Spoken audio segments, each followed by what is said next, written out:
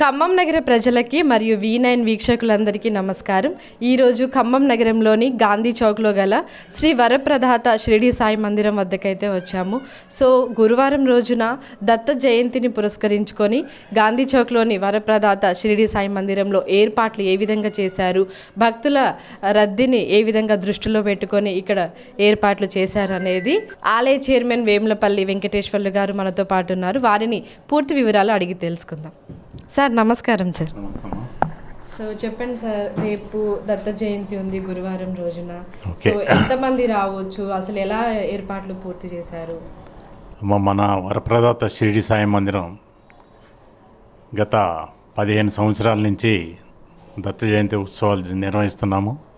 అలాగే మార్గశుద్ధ రేపు పౌర్ణమి 4వ తారీఖు డిసెంబరు పురస్కరించుకొని దత్త జయంతి కార్యక్రమాన్ని చేపట్టాము.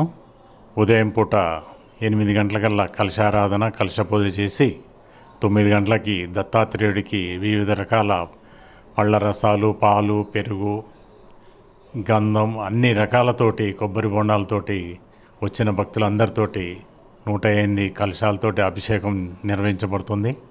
అభిషేకానంతరం దత్తుడిని అలంకరించి దర్శనార్థం ఉంచి కింద 9:30 కల్లా దత్తాత్రేయ హోమం ప్రారంభిస్తాము. దత్తాత్రేయ హోమం తదుపరి హారతి ఉంటుంది బాబావారిది.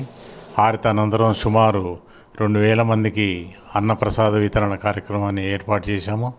కావున భక్తులందరూ రేపు ఈ కార్యక్రమాన్ని సద్వినియోగం పరుచుకొని అందరూ వచ్చి దత్తాత్రేయుడి కృపకు పాత్రలు కావాలని కోరుచున్నాను.